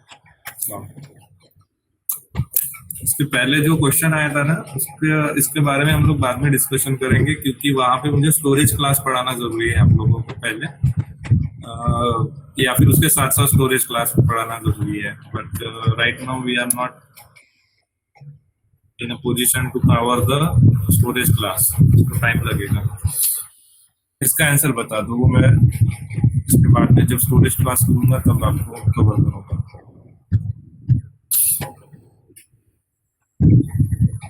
What will be the output of this program? Ritesh, True. true or false?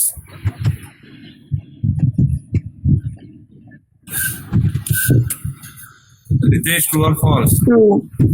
True. रितेशला विचारतो, गायत्री आन्सर Yes, करते, sir. कोणा एखाद्याला विचारतो दुसरंच कोणीतरी आन्सर करतोय. अजय से ट्रू, प्राची से ट्रू, प्राची बोबडे काय आन्सर येईल? True. ट्रू. कृष्णा से ट्रू, नीतीश ऑल्सो से ट्रू. सर फॉल्स आएगा. फॉल्स आएगा. Sir, error आएंगे. एरर आएगा. Any other? No output will be printed, ऐसा कोई है?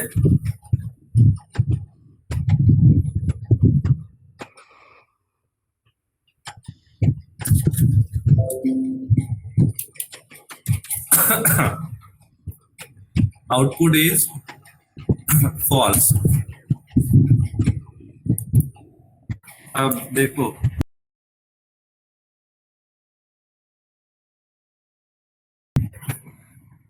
इसका लॉजिक भी समझ लो. ये प्रोग्राम का स्क्रीनशॉट निकाल रहे हो ना आप, जो मैं एक्सप्लेन कर रहा हूँ?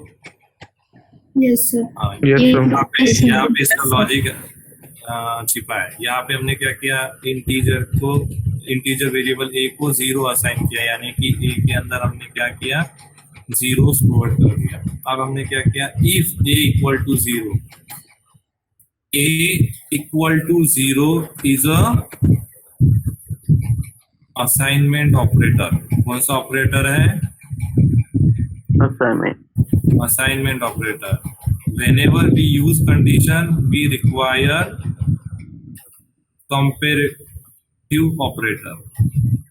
इक्वल टू, यहाँ पे हमने क्या किया, equal to, single equal to. इसका मतलब है कि एक में 0 की वैल्यू असाइन हो रही है, इसका मतलब वापस 0 इज ओवरराइड बाय 0. तो डेफिनेटली कंडीशन हो जाएगी 0. कंडीशन 0 का मीनिंग है false.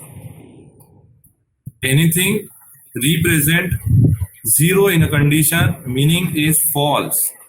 Anything non-zero number in a condition is considered as a true. Clear? If false हो गया, इसका मतलब if एग्जीक्यूट हो पाएगा क्या, कंडीशन ही फॉल्स हो गया. कंडीशन फॉल्स हो गया, इसका मतलब वो जंप करेगा एल्स में और फॉल्स को प्रिंट करेगा. समझा? Yes, sir. Yes, sir. If I like this, if I write like this, integer a equal to 5, if 3 printf %d a else printf. Okay. What will be the output of this program? 5. Output of this program is 5. Why? क्योंकि if के अंदर है non zero है. 3 यानी कि non zero value और positive non zero value is nothing but true यानी कि printf स्टेटमेंट एग्जीक्यूट होगा, else स्टेटमेंट एग्जीक्यूट नहीं होगा. Is it clear? Yes, sir. हाँ. Yes, sir. Yes, sir. आप देखो, अगर यहाँ पे इक्वल टू आता था तो 0 इक्वल टू 0 होता था, फिर ट्रू प्रिंट हो जाता था. एम आई राइट? Yes sir. हाँ. बट अभी यहाँ पे क्या हो रहा है, यहाँ पे आप वैल्यू असाइन कर रहे हो तो कंडीशन क्या हो जाएगी, असाइन वैल्यू जो है वो कंडीशन हो जाएगी. If I write like this, if a equal to 1, और फिर ये सेम प्रोग्राम आप लिखते हो instead of this particular statement, ये तो क्या हो जाता था, a की वैल्यू 1 असाइन होती थी और कंडीशन हो जाती थी 1 का मीनिंग होता है ट्रू, इसका मतलब वैल्यू प्रिंट हो जाती थी true. But right now 0 assign हो रहा है, इसके वजह से कंडीशन हो गई 0. कंडीशन 0 का मीनिंग होता है फॉल्स, और फॉल्स की वजह से आउटपुट प्रिंट हो गया है false. Clear? Yes, sir. So this is all about the control statements. Today we are going to stop over here, which is related, or which I am going to develop, or which I developed सो यहाँ पे मेरे सारे projects हैं, तो मैंने मेरा project open कर दिया है अप्राइजल फॉर्म के रिलेटेड। और भी मैं so this is my home page जहाँ पे every faculty need to log in. इसको लॉग इन करके दे रहा हूँ।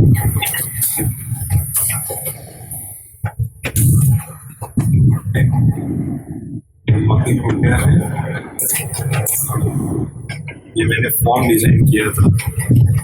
ओके, ये सेल्फ अप्राइजल फॉर्म, ये सेल्फ अप्राइजल फॉर्म कौन से ईयर के लिए मुझे फिलअप करना है वो मैं जस्ट यहाँ से सिलेक्ट करूँगा और you can see this form is appearing over here. और यहाँ पे कुछ वैल्यूज ऑलरेडी रिटर्न है, तो ये टेस्टिंग के लिए कुछ वैल्यूज मैंने एंटर किए थे। तो क्या है, जो भी अकाउंट से मैंने लॉगिन किया है उनके लिए मैंने ये फॉर्म ऑलरेडी फिलअप किया था फॉर 2021, इसलिए वो सारी वैल्यूज वहाँ पे ऑलरेडी गिवन है। अगर मैं दूसरे ईयर्स के वजह से क्लिक करता हूँ तो ब्लैंक फॉर्म आता है, मतलब अगर फॉर्म फिलअप नहीं है, डेटाबेस में वो वैल्यूज नहीं है तो वो एम्प्टी आएगा। अगर वो डेटाबेस में वैल्यूज है तो डेफिनेटली वो शो करेगा कि you have already filled this form with this values. ठीक है, अब देखो इसके लिए क्या किया था। इसे स्टार्टिंग से बताता हूँ। जो वैम सर्वर है वो वैम सर्वर का लोकेशन मुझे पता होना चाहिए कि exactly where I need to store my project. System है, मतलब मेरा सिस्टम लोकल सिस्टम हो गया जहाँ पे मैंने सर्वर इंस्टॉल किया है, तो वो लोकल सिस्टम में एक वेब स्पेस होती है, वो वेब स्पेस पे मैं जाके मेरा प्रोजेक्ट स्टोर करता हूँ। अगर आप कोई होस्टिंग प्लान परचेस करते हो तो वहाँ पे भी आपको एक वेब स्पेस मिलेगी, एक रूट डायरेक्टरी मिलेगी जहाँ पे जाके आपको आपके प्रोग्राम को, आपके प्रोजेक्ट को सेव करना पड़ेगा और उसको असाइन करना पड़ेगा कुछ डोमेन नेम। जैसे ही आप अपना डोमेन नेम डालते हो, डोमेन नेम यानी कि जैसे कि हो गया google.com, तो गूगल का डोमेन नेम है google.com, है ना। याहू का yahoo.co.in या फिर yahoo.com, सिपना का है Sipna engg.ac.in। So what is this domain name में जाना है, शो रहा है ना, सी ड्राइव पे जाना है। देन वैम सर्वर है तो उसके लिए एक फोल्डर क्रिएट हो चुका है, डायरेक्टरी WAMP64, इसको ओपन करना है। इसको ओपन होने के बाद में आपको यहाँ पे www नाम का एक फोल्डर दिखेगा। You have to open this www folder, और इस फोल्डर के अंदर आपके जितने भी प्रोजेक्ट्स हो गए अलग अलग, उसका एक एक फोल्डर आपने सेव कर लेना है। तो मैंने अप्राइजल नाम का एक फोल्डर बनाया था ये, जिसके अंदर मैंने मेरे प्रोजेक्ट्स के सारे फाइल्स स्टोर करके रखी। तो अभी मैंने लॉगिन चेक के लिए एक प्रोग्राम बनाया है, this is the program for login check. Okay, where I take user name as an input, password as an input, and I am going to check whether this input is empty और not. अगर empty है तो मैं बोलूंगा कि invalid user ID password है। अगर empty नहीं है then I need to check this user ID and password into my database. तो मैंने डेटाबेस के अंदर से यूजर आईडी एंड पासवर्ड को चेक कर लिया है। देखो यहाँ पे कंडीशन का if $u equal to $row user ID, तो ये डेटाबेस में कंपेयर कर रहा है मेरा वैल्यू। यहाँ and password equal to password, तो यूजर आईडी एंड पासवर्ड दोनों मैच हो गए तो ही मैं कहूँगा कि लॉगिन, मतलब जो लॉगिन पेज है वहां पे जाना है। अदरवाइज ऐसे वंस अगेन ऐसे please enter the valid user ID and password. In that way I can write my program. अब यहाँ पे आप एक चीज नोट कर सकते हो कि सेशन लिखा हुआ है, दिख रहा है सेशन सबको? यस सर, है ना, सेशन दिखाई दे रहा है। सो ये सेशन क्यों लिखा है? ये सेशन में आपने देखा होगा लॉगिन सेशन मेंटेन होता है, आप कितने बजे लॉगिन हुए, कितने बजे लॉग आउट हुए, आपने कौन सी एक्टिविटी की। तो मोस्ट ऑफ द टाइम जो आपके फ्लिपकार्ट अमेजोन वाले होते हैं ना, वो सेशन मेंटेन करते हैं ताकि उनको पता चले कि कौन सा आदमी कितने टाइम्स कितने कौन से प्रोडक्ट पे कितना कितना टाइम दे रहा है, क्या क्या चेकआउट कर रहा है। तो ये सेशन के थ्रू आप वो सारी चीजें मेंटेन कर सकते हो। तो मैंने क्या किया, उस यूजर का नाम, यूजर का पासवर्ड इस सेशन के अंदर लेके रख दिया, ताकि थ्रू आउट जब तक मैं लॉग आउट ना हो तब तक मुझे पता चले कि ये यूजर क्या क्या एक्शन कर रहा है। तो मैं सब चीजें रिकॉर्ड कर सकता हूँ इस यूजर नेम के अकॉर्डिंग टू। तो ये मैंने कर दिया है यहाँ पे। और यहाँ पे मैंने connect.php नाम का फाइल बनाया है। ये क्यों बनाया था, क्योंकि I need to make a connection with database. तो वो कनेक्शन डेटाबेस के साथ इस्टेब्लिश करने के लिए। तो ये connect.php है, जहाँ पे मेरा लोकल होस्ट पे अप्राइजल नाम का डेटाबेस है और रूट मेरा यूजर नेम है, और मैंने पासवर्ड असाइन नहीं किया था उस डेटाबेस को। तो इसको मैंने क्या किया, कनेक्ट किया बाय यूजिंग माई एसक्यूएल। ये थोड़ा सर के ऊपर से जाएगा आप लोगों के, बट ये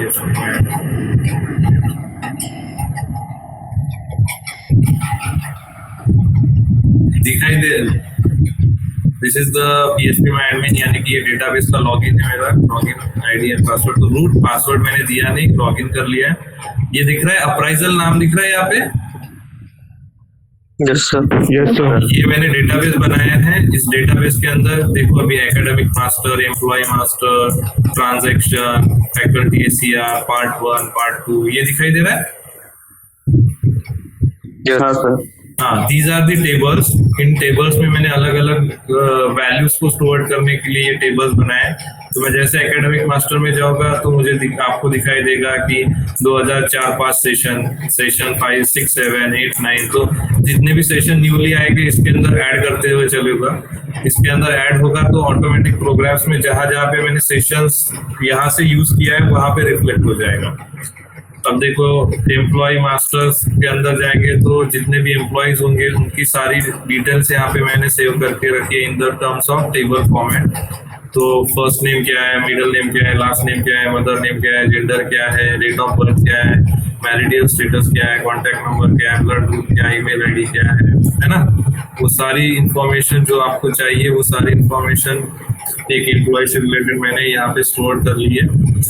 और उसने वो जो अभी मैंने दिखाया था आपको पार्ट 1, ये सारी इंफॉर्मेशन जो है ना, ये सारी इंफॉर्मेशन मैंने स्टोर की है ये वाले टेबल में। ये टेबल दिखाई दे रहा है, अप्राइजल ID 5, एम्प्लॉय ID 135। तो 135 का ही लॉगिन है, इसकी वजह से 135 का डेटा यहाँ पे दिखाई दे रहा है। OS 4, 95, 78 ये दिखाई दे रहा है। ये भी टेबल के अंदर कहीं पे दिखाई देगा।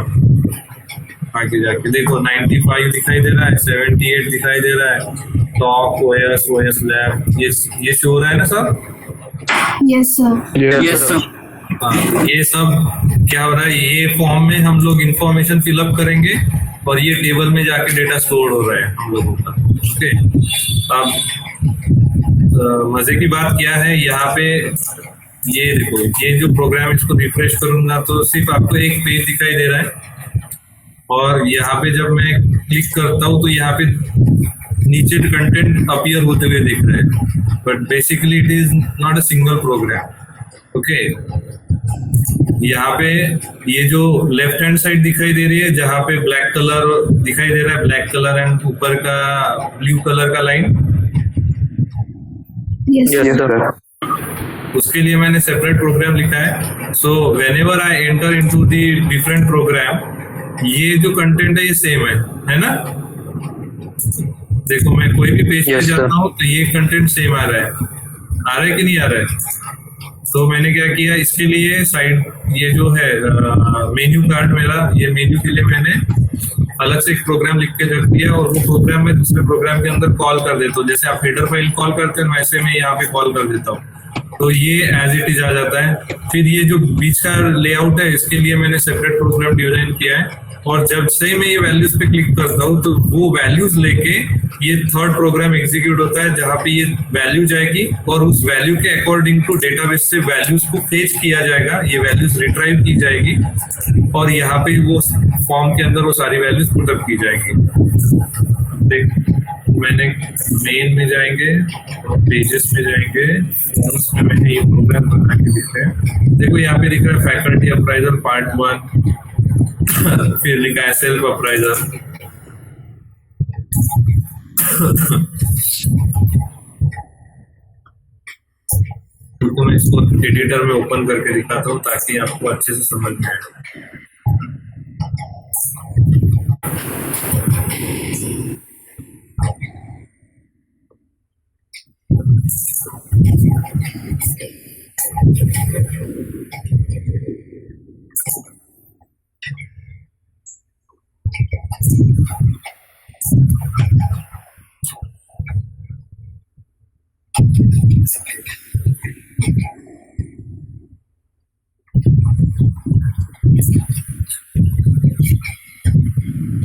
हाँ देखो, अभी मैंने क्या कहा था आपको, ये देखो यहाँ पे दिख रहा है left menu dot PHP show हो रहा है। Hello, yes sir. Yes sir. Left menu show हो रहा है, तो यहाँ पे left menu dot PHP। So this is the PHP program which I wrote for ये लेफ्ट हैंड साइड का, और ये ब्लू कलर की लाइन है ना, ये वाला है ना, ये शो करने के लिए मैंने यूज किया था। तो ये डिफरेंट प्रोग्राम है। ओके, अब ये जो बीच का जो है ना, ये जो ब्लैंक फॉर्मेट जहाँ पे एकेडमिक सेशन वगैरह है, ये जो थिंग है ये नोटेड डाउन हुआ है इस प्रोग्राम के अंदर। मतलब जो प्रोग्राम में अभी राइट नाउ हम लोग है बस, तो इसमें मैंने क्या किया, सिर्फ एकेडमिक सेशन इतना ही कंटेंट लिया है, बाकी कुछ नहीं। दिखाई दे रहा है यहाँ पे एकेडमिक सेशन, ऊपर का नाम लिखा है फैकल्टी सेल्फ अप्राइजल फॉर्म। तो यहाँ पे भी आपको दिखाई देगा faculty self appraisal form, academic session, उसके बाद में एक इनपुट यहाँ पे देखो सेल्फ अप्राइजल, ये सारी चीजें यहाँ पे शो होगी। देखो सेल्फ अप्राइजल है ना, और यहाँ पे एकेडमिक सेशन, और एक वैल्यूज रिट्राइव किए कौन से सेशन है, और वो वैल्यूज वहाँ पे प्रिंट कर दिए। कैसे प्रिंट हुआ है, क्यों हुआ है, जब तक PHP नहीं आएगा ना तब तक नहीं समझेगा, बट इतना समझो कि यहाँ पे मैंने उसको प्रिंट करवा दिया। फिर मैंने क्या किया, यहाँ पे एक ID दिखाई दे रहा है, जेन डेटा दिखाई दे रहा है। Yes sir. अब मैंने क्या किया, मैंने एक प्रोग्राम लिखा, ये वाला, ये कंप्लीट प्रोग्राम लिखा है। देखो अभी है ना, ये कंप्लीट प्रोग्राम यहाँ पे मैंने लिखा, और ये कंप्लीट प्रोग्राम को मैंने ट्रांसफर किया इस ID पे। कौन से ID पे? जेन ID पे। कहाँ पे ट्रांसफर किया? कहाँ पे ट्रांसफर किया? हाँ, ये जेन ID, हाँ जेन डेटा है वहाँ पे, सॉरी, ये जेन डेटा पे मैंने ट्रांसफर कर दिया। अब देखो मैंने प्रोग्राम के अंदर ये प्रोग्राम पूरा डिजाइन कर लिया है। ये प्रोग्राम के अंदर आप देखो, ये स्पॉन्सर्ड रिसर्च एक्टिविटी 6 नंबर का पॉइंट है। तो आप फॉर्म को ओपन करोगे और 6 नंबर का पॉइंट चेक करोगे, स्पॉन्सर्ड रिसर्च एक्टिविटी है। Yes sir.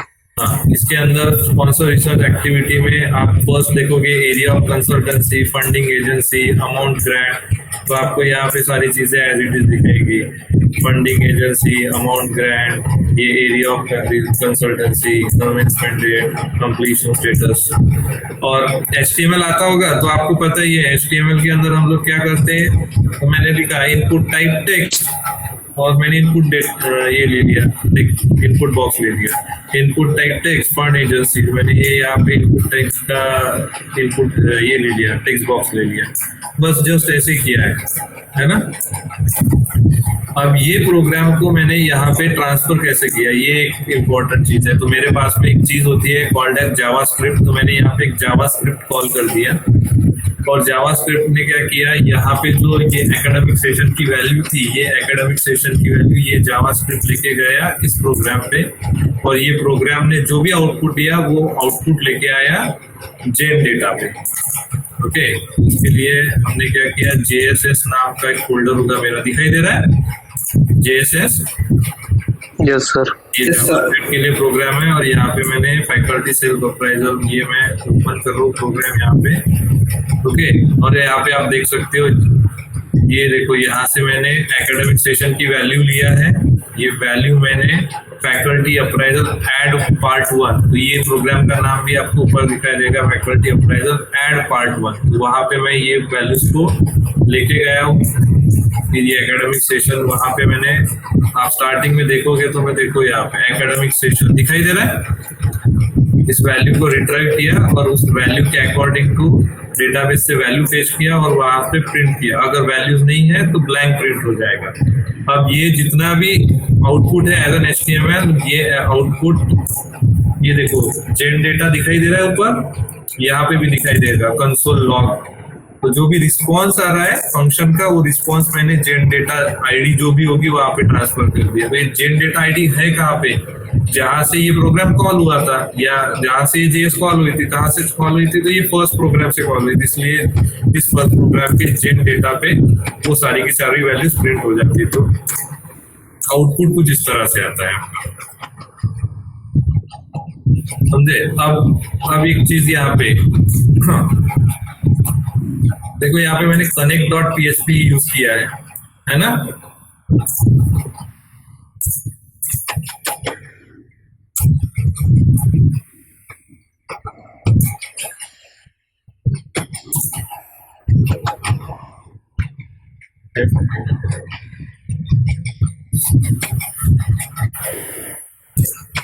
चलो इधर देखो, अभी आर यू देयर, और सब लोग चले गए, ऐसा कुछ है? 24 नहीं सर। No, sir. है सर। हाँ, लोगों के सर के ऊपर से चला गया, 24 लोग ही बच गए। अभी ना प्रॉब्लम क्या है बताए क्या, you are not aware about this kind of high level languaging, है ना, तो इसलिए नहीं समझ में आ रहा होगा। सिर्फ जितना मैं बोल रहा हूँ, जितना समझ में आ रहा है उतना समझ में लो, नहीं तो छोड़ दो, कोई इशू नहीं है। हाँ Raksha, do you have any question? Sir PHP और जावास्क्रिप्ट दोनों इम्पोर्टेंट है ना? हाँ बेटा, दोनों भी एक प्रोजेक्ट में यूज करना ही पड़ता कंपल्सरी? ऐसी कुछ चीजें आ जाती है जहाँ पे तुमको जावास्क्रिप्ट के बगैर काम नहीं होगा, you have to use Java. ऐसा नहीं है कि जावास्क्रिप्ट यूज ही करनी है, बट जावास्क्रिप्ट से कुछ चीजें आसान हो जाती है। जैसे कि अब एक ही स्क्रीन पे आपको ऐसा लगे ना कि एक प्रोग्राम से दूसरे प्रोग्राम में शिफ्ट हो रहे हैं, वैसे तो मैं डायरेक्टली एक प्रोग्राम से दूसरे प्रोग्राम में शिफ्ट हो सकता हूँ, बट वहां पे ये पर्टिकुलर सिचुएशन में क्या हो रहा था, अगर आप देखोगे तो प्रोग्राम शिफ्ट हो रहा है, कंट्रोल शिफ्ट हो रहा है, तो ये ऐसा इतना डिफरेंस नहीं पता चलता कि यही आपका बस ऊपर एकेडमिक सेशन है, वो आप सिलेक्ट करने के बाद में नीचे अपीयर हो रहा है। अगर मैं ये सिलेक्ट करूँ फिर न्यू पेज अपलोड हो, वो चीज अगर होती थी तो वो PHP to PHP हो सकती है, लेकिन अगर एक ही इसमें करना है तो आपको जावास्क्रिप्ट ज्यादा कन्वीनियंट रहती है। प्रोग्राम दिसतोय तुम्हाला? Yes sir. Yes sir. The name of this program is session start, दिख रहा है यहाँ पे session start.php। Yes sir. Yes sir. This is the program which I commonly written in this project, और ये प्रोग्राम मैं हर एक जो भी मैं न्यू प्रोग्राम लिखता हूँ वहां पे ये प्रोग्राम को मैं कॉल कर लेता हूँ।